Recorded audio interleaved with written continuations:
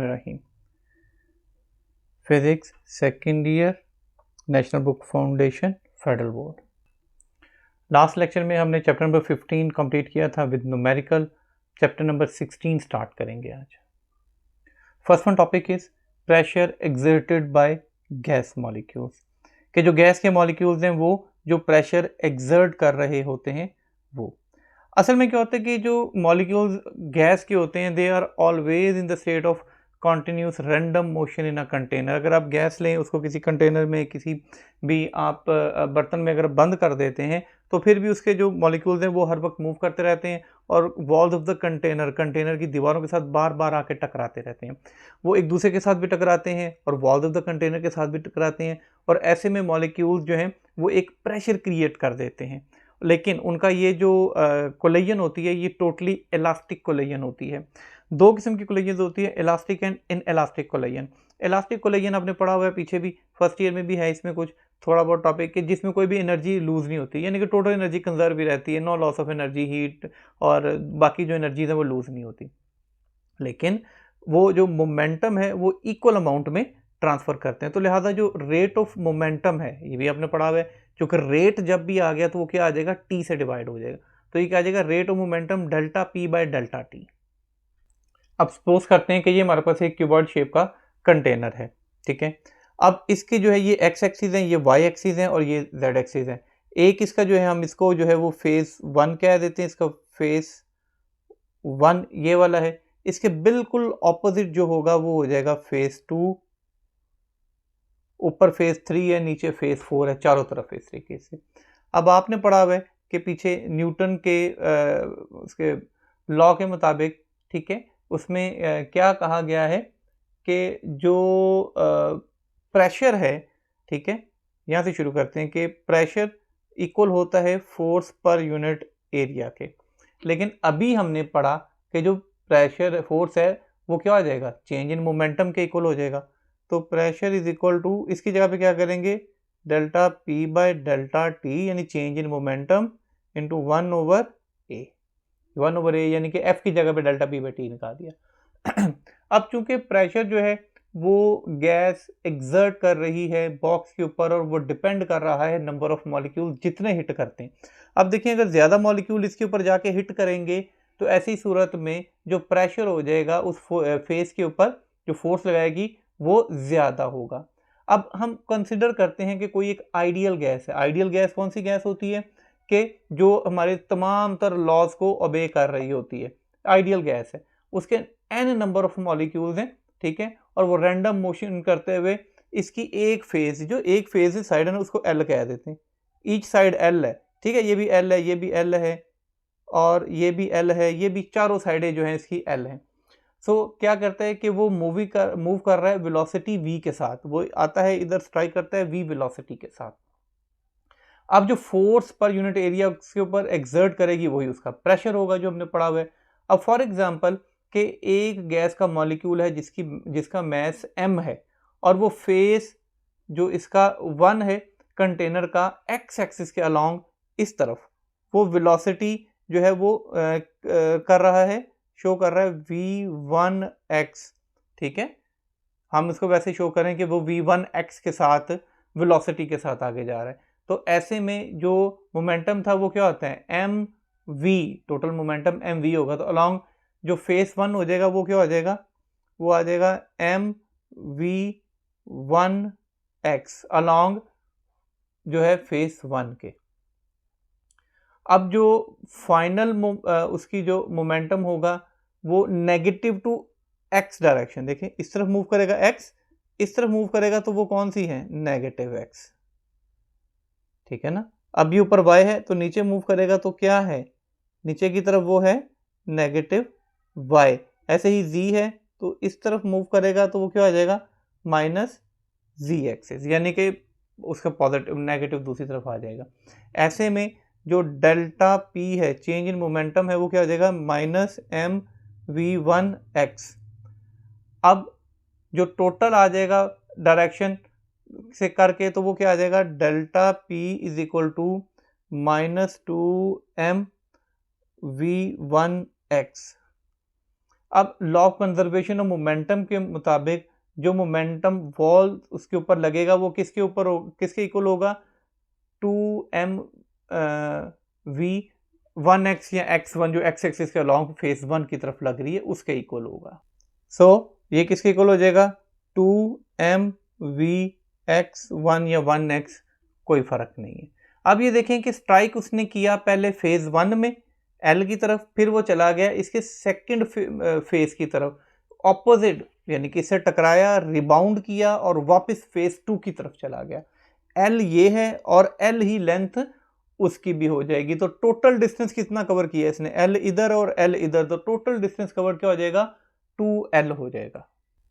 So speed is equal to distance over time, और जो time हो जाएगा हमारे पास इधर टाइम होगा डेल्टा टी, टाइम हो जाएगा वो किसके बराबर हो जाएगा, ये आ जाएगा हमारे पास 2L, यानी कि distance, speed is equal distance over time, time is equal to distance over speed v1x। अब हम क्या करते हैं, मोमेंटम जो चेंज होता है गैस के मॉलिक्यूल्स का अलोंग एक्स एक्सिस, तो चेंज इन मोमेंटम क्या था, delta P over delta T, ये पीछे ही हमने फर्स्ट इक्वेशन में बता दिया था, delta P over delta T. तो डेल्टा पी जो है ना वो हमारे पास ये वैल्यू आ गई है, ठीक है, और डेल्टा टी की वैल्यू हमारे पास ये है। अब हम इस इक्वेशन में पुट कर देते हैं, तो इस हिसाब से हमारे पास आ जाएगा कि delta P over delta T is equal to, delta P हमारे पास क्या था, -2m v x1 divided by delta T, अभी हमने किया है इधर से delta T 2L over v1x, so divided by 2L over vx1। अब डिवाइड हो जाएगा कन्वर्ट मल्टीप्लाई में, और मल्टीप्लाई में कन्वर्ट होने के बाद आ जाएगा -2m vx1 multiply by vx1 over 2L, 2 से कट गया हमारे पास, और बाकी हमारे पास क्या बचा, बाकी हमारे पास आ जाएगा इनको कटिंग करने के बाद -m vx1 का स्क्वायर ओवर L, ये हमारे पास बचा। अब जो rate of change of momentum है वो किसके इक्वल होता है, फोर्स के, ये बिल्कुल स्टार्ट में बता दिया गया था। Rate of change of momentum जो है टोटल जो है ना वो फोर्स के इक्वल हो जाएगा, ये स्टार्ट से ही हमारा ये चल रहा है, तो ये इक्वल टू आ जाएगा फोर्स के। अब हम क्या करेंगे, यहाँ पे वैल्यू पुट करते जाएंगे। सो हमारे पास जो F आ जाएगी अलोंग x, तो क्या था, चेंज इन मोमेंटम, यानी कि माइनस नेगेटिव अपोजिट साइड पे वो लग रही है, तो -m vx1 का square over L, minus minus हो जाएगा प्लस, तो फोर्स अलोंग x1 जो है ना वो क्या हो जाएगा, m vx1 का स्क्वायर ओवर L हो जाएगा हमारे पास टोटल। अब इसी तरीके से 2 3 4 ये 1x है, अगर मैं जो है वो सेकंड फाइंड आउट करता हूँ f2x, ठीक है, जो सेकंड फोर्स या x2a की बात है, वो किसके बराबर हो जाएगी, वो हो जाएगा m vx2 का स्क्वायर ओवर L। L तो चेंज नहीं होगा क्योंकि लेंथ तो दोनों तरफ, डिस्टेंस तो दोनों का सेम ही है, एक क्यूबॉइड की सारी यानी कि साइड सेम है इसलिए। अब इसी तरीके से 3 में भी आ जाएगा, 4 में भी आ जाएगा, 5 में भी आ जाएगा, तो n तक चले जाते हैं।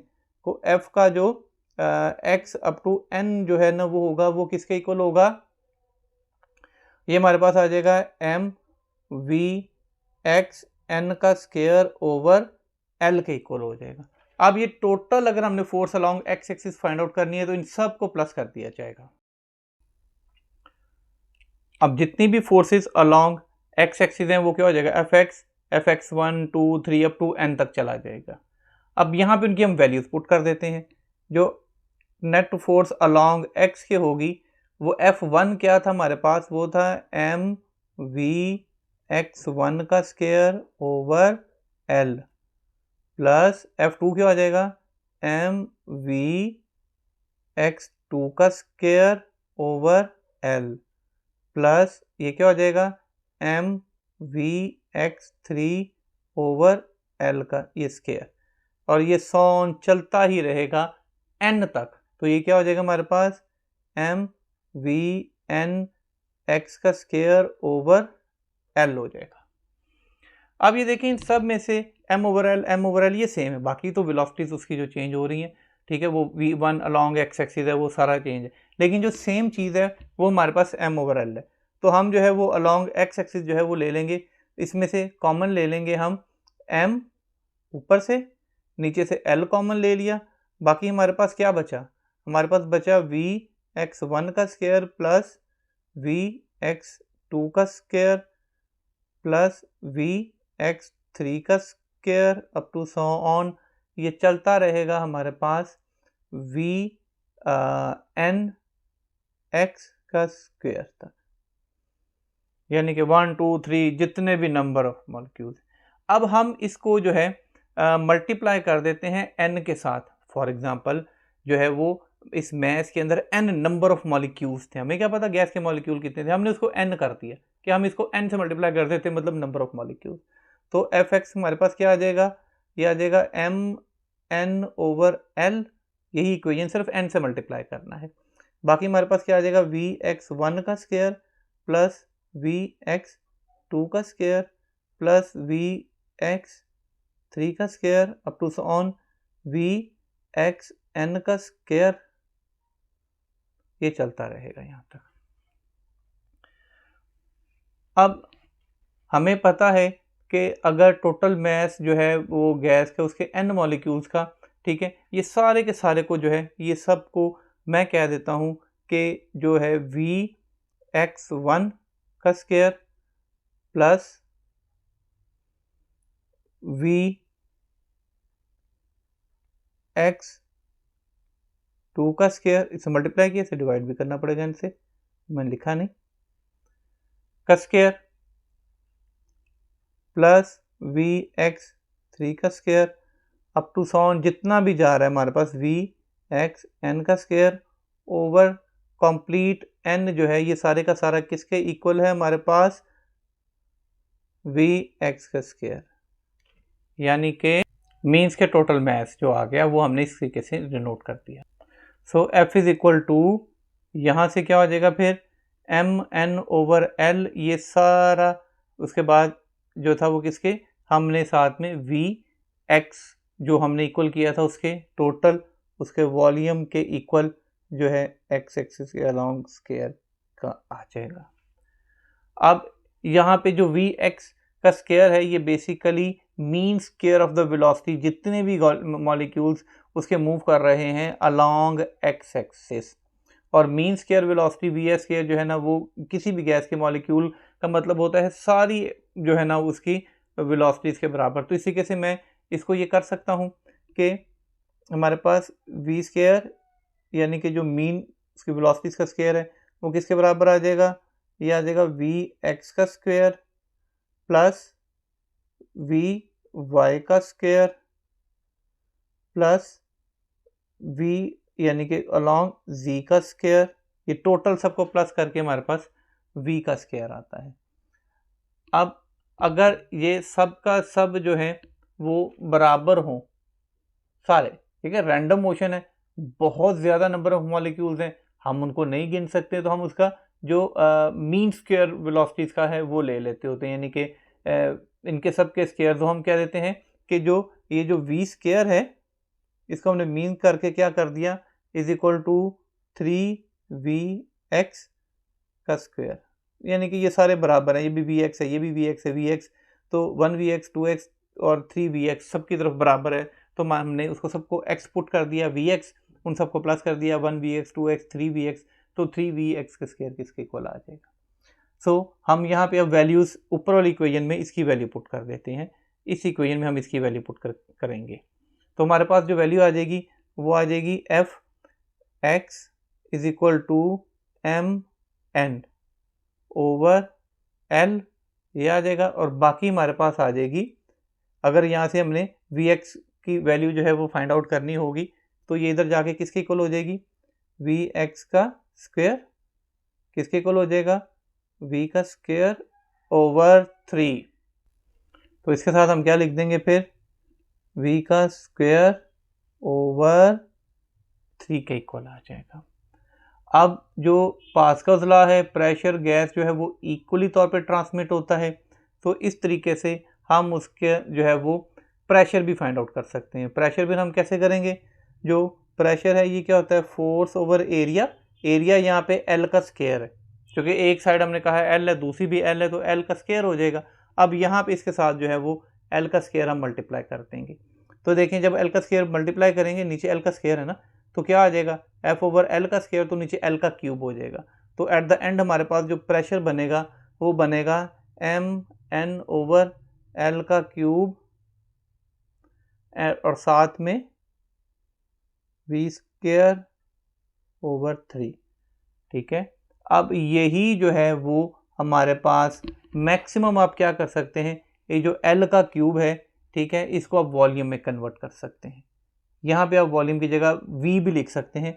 तो वो एंड में फाइनल हमारे पास इक्वेशन जो बन जाएगी, वो हमारे पास टोटल जो प्रेशर बन जाएगा वो आ जाएगा M N over L cube की जगह पे 3v, क्योंकि ये v इससे मल्टीप्लाई होगा ना, एल क्यूब की जगह v आ गया तो 3v आ गया, और साथ में v का स्क्वायर आ गया।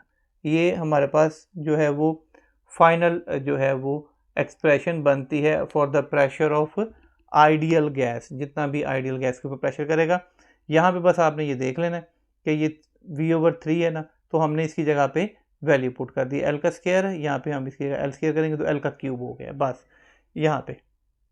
सो ये आज का लेक्चर हमारा यहाँ तक था, जिसमें कि हमने expression for the pressure of ideal gas find out किया। इंशाल्लाह नेक्स्ट जो है वो average translational kinetic energy gas molecules की, वो वाला टॉपिक करेंगे। अगर स्टिल किसी को कन्फ्यूजन है, कोई क्वेश्चन पूछना चाहता है, तो वो कमेंट सेक्शन में जाके पूछ सकता है। Thank you.